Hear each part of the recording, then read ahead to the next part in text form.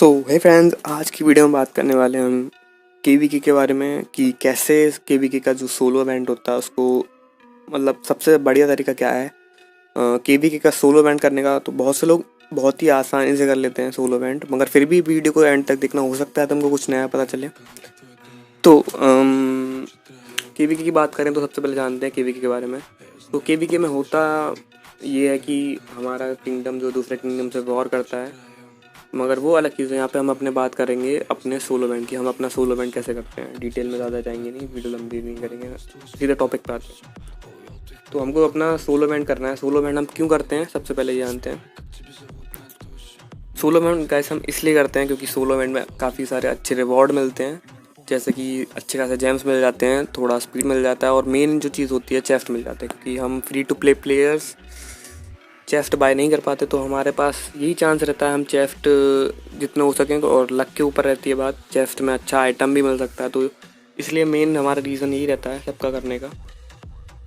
तो ज़्यादा मुश्किल नहीं है केवीके की करने की। मैं बात बताऊँ तो नॉर्मल है केवीके यार, 2 मिनट में केवीके हो जाता है, ऐसी बात नहीं है, मगर हो जाता है 2 मिनट में। पूछो कैसे, आराम से जाना है। अगर हमको लक सही रहा, किल्स मिल गए कहीं पे अच्छे खासे, किल्स करके आराम से 2 मिनट के अंदर केवीके हो जाता है।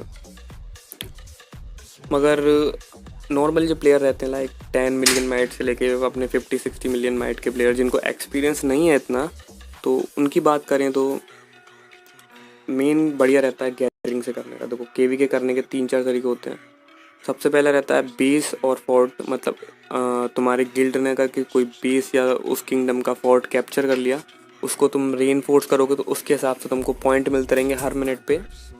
मगर ये अलग चीज़ है, हम यहाँ पे बात करेंगे सोलो इवेंट अपने मतलब अपने दम पे करने का। हमको गिल्ड से हेल्प नहीं मिल रही, तो यहाँ पे हम अपने दम पे बात करेंगे, ठीक है ना। तो यहाँ पे हमारे पास फंसते हैं 2-3 ऑप्शन है। सबसे पहला अटैकिंग, दूसरे सामने वाले एनिमी के ट्रूप्स मारना, और गैदरिंग करना, और एक माउस फ्रेंड करना। माउस फ्रेंड एक तरीके से इतना वो नहीं है, ज़्यादा पॉइंट नहीं मिलते। तो यहाँ पे हमारे पास बचता है दूसरे वाले एनिमी के ट्रूप्स मारना और गैदरिंग करना। तो यहाँ पे मेन चीज़ ये है कि देखो हम अटैक ऐसे ही नहीं कर सकते। आजकल तो वैसे ही ज़माना ख़राब है, क्योंकि मिथिक विथिक वाले अपडेट आ चुके हैं, तो ज़माना आजकल बहुत ख़राब है। हम ऐसे ही मतलब कहीं पे भी जाके किसी पे आजकल अटैक नहीं कर सकते। मैं भी नहीं कर सकता, मेरे पर T4 नहीं है। T4 जब तक तुम पे अब नहीं है, तुम ऐसी नॉर्मली सोलो अटैक नहीं कर सकते, तो काफ़ी मुश्किल रहता है। क्योंकि कोई भी मिथिक वाला प्लेयर बगल में तुम्हारे आके तुमको ठोक देगा, लीटर ले जाएगा तुम्हारा। तो ये एक बड़ा रीज़न है। तुम्हारे पास अच्छा खासा एक्सपीरियंस होना चाहिए, साथ के साथ तुम्हारी अच्छी खासी आर्मी और अच्छा गियर और अच्छे स्टैट्स होने चाहिए ट्रूप्स के तुम्हारे, तभी करनी चाहिए, वरना आराम से गैदरिंग करो। मैं अभी यहाँ पे गैदरिंग कर सकता हूँ क्योंकि मेरे पास जो है हॉस्पिटल की कैपेसिटी नहीं है, सिर्फ 80 के हॉस्पिटल है मेरा, और मेरे आउटर में काफ़ी सारे रिसोर्सेस है, और मेरा लक बहुत ख़राब है, मतलब मैं किल्स मिलते नहीं है वैसे ही मेरे को। मैं भी गैदरिंग से ही करता हूँ ज़्यादातर। तो गैदरिंग के ऊपर बात करेंगे सबसे पहले कि मेन चीज़ें क्या होती हैं। तो सबसे पहले तुमको अपने टैलेंट्स पे ध्यान देना है, और टैलेंट्स की बताऊँ तो टैलेंट्स के जो पॉइंट होते हैं ये वाले, ये डिपेंड करते हैं तुम्हारे प्लेयर लेवल पे। जो प्लेयर लेवल क्या है तुम्हारे, उसी हिसाब से तुमको टैलेंट पॉइंट्स मिलेंगे।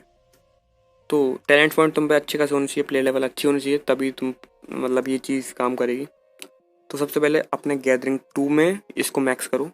किसी चीज़ को कुछ नहीं करना, इसको मैक्स करो, ठीक है ना। इसको मैक्स करो। इसको मैक्स करने के बाद अगर तुम्हारे पास टैलेंट पॉइंट्स बचते हैं, उसके बाद करो अपनी आर्मी कैपेसिटी को, क्योंकि आर्मी कैपेसिटी और गैदरिंग स्पीड दोनों ही ये मेन चीज़ें हैं गैदरिंग से तुम्हारा सोलो इवेंट करने के लिए। तो इन दोनों को करो। अगर इसके बाद भी बचते हैं तो उसके बाद डाल दो अपने 1 में और 2 में। तो सबसे पहले 2 में डालना, ठीक है। तो सबसे पहले मैक्स करने का गैदरिंग 2 और मैक्स लोड 2 करना है। उसके बाद अगर बचते हैं तुम्हारे पास पॉइंट, तो मैक्स लोड 1 और मैक्स लोड मतलब गैदरिंग 1 में, ठीक है। इसको डालने के बाद, और हाँ एक और बात, टैलेंट रीसेट करो तो जेम्स से मत करना, क्योंकि 1000 जेम्स बहुत ही महंगा रहता है। तो आराम से गिल्ड शॉप में जाना, गिल्ड शॉप में जाके यहाँ से टैलेंट रीसेट बाय करना, और एक बाय करना यहाँ से गैदरिंग बूस्ट का ये वाला स्पीड अप, ये 30 के गिल्ड कॉइन में मिल जाएगा। तो ये बहुत ही सस्ता है, मतलब ठीक है। तो ये करने के बाद आराम से तुमको रिलोकेटर भी यूज़ नहीं करना, अगर चाहो तो आराम से जिस किंगडम से तुम्हारी वॉर हो रही है उस किंगडम के बेस पे जाओ, कोई दिक्कत वाली बात नहीं है। आराम से बेस पे जाओ। गैदरिंग करने का मैं सबसे पहला नियम बता दूँ तुमको, गैदरिंग कभी T3 से नहीं की जाती, कभी T3 यूज़ मत करना गैदरिंग में।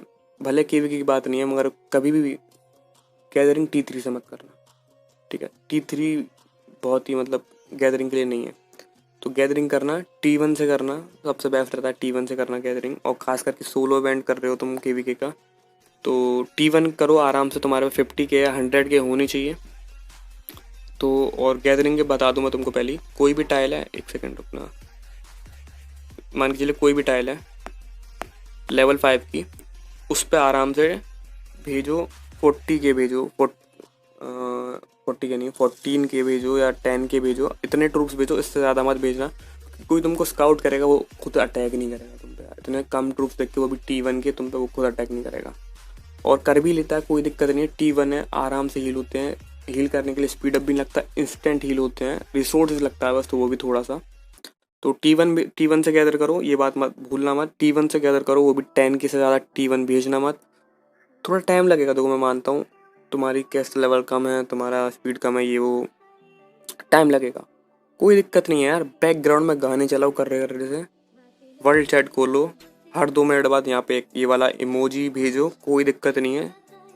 और कोई ज़्यादा बोल रहा है, सुनाओ उसको अच्छी तरीके से, इंडियंस की मतलब बताओ, हाँ आराम से भेजो। बैकग्राउंड में गाने सुनो, 2 घंटे या 3 घंटे जितने में भी हो, आराम से ढंग से करो। ये नहीं कि यार तुमने आए गैदरिंग से करना है, तुमको इतना पता है, तुमने T3 भेज दिए, बाद में ऑफलाइन चले गए, भाई केवी के चल रहा है यार, कोई भी तुम्हारी आके टाइल ठोक जाएगा, कोई फ़ायदा नहीं है, पॉइंट्स भी नहीं मिलेंगे। सो तुमको ध्यान देना, अगर कोई भी तुम पे अटैक कर रहा है टाइल पे, सबसे पहले तो तुमको मतलब आँख को खुला रखना है। कोई भी अटैक करे तो अपनी टाइल को तुरंत वहाँ से रिकॉल करना है, रिकॉल करते ही वापस मतलब देखना है। और जितना हो सके कोशिश ट्राई करना और गैदर करने की और गोल्ड गैदर करने की, क्योंकि और सबसे बेस्ट रहता है मैं बताऊँ तो। और के पॉइंट भी ज़्यादा मिलते हैं और जल्दी गैदर भी होता है, जहाँ तक है वैसे सबसे जल्दी होता है फूड गैदर, तुम अगर और करो, क्योंकि और के पॉइंट भी अच्छे रहते हैं और गैदर भी जल्दी होता है।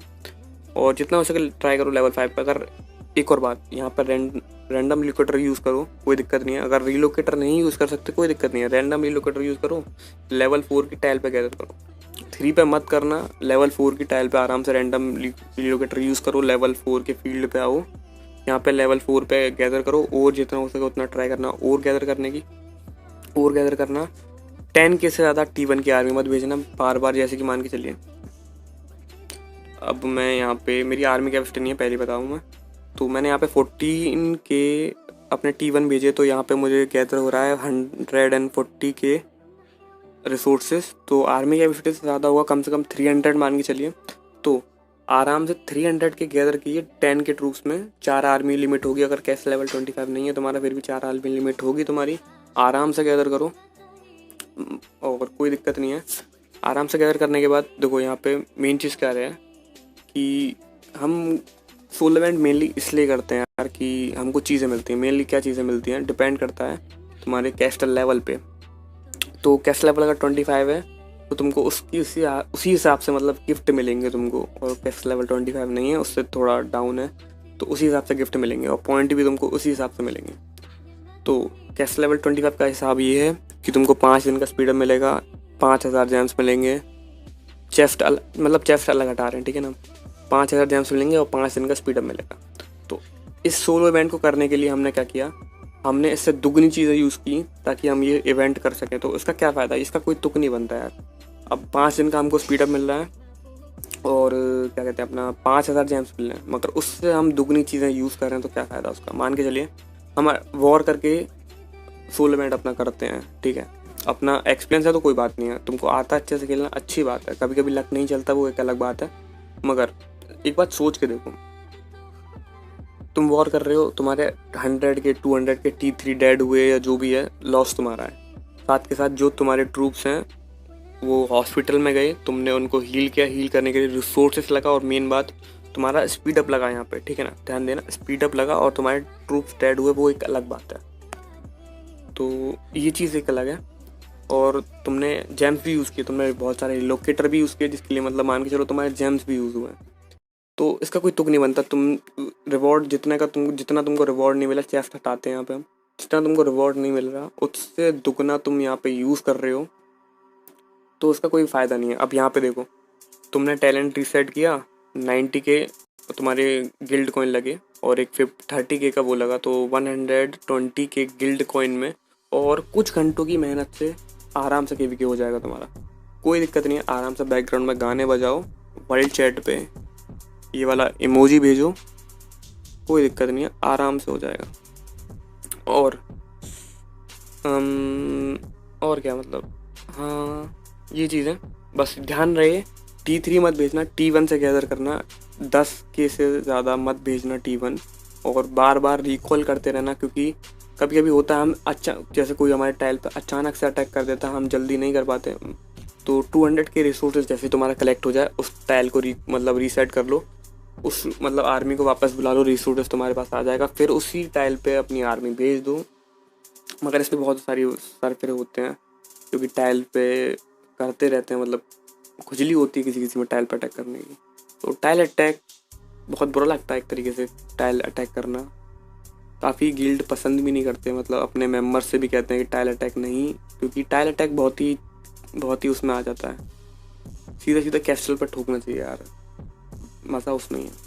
तो यही चीज़ें होप करता हूँ इस वीडियो से तुमको हेल्प मिली होगी। शायद मैंने बोला क्या मुझे समझ में नहीं आया, मगर फिर भी हेल्प मिली होगी। अगर कुछ तो ज़रूर लाइक कीजिएगा, कमेंट कीजिएगा कैसी लगी वीडियो। और कोई क्वेश्चन हो तो कमेंट में ज़रूर पूछिएगा। और क्या, बस मिलते हैं केवीके के बाद।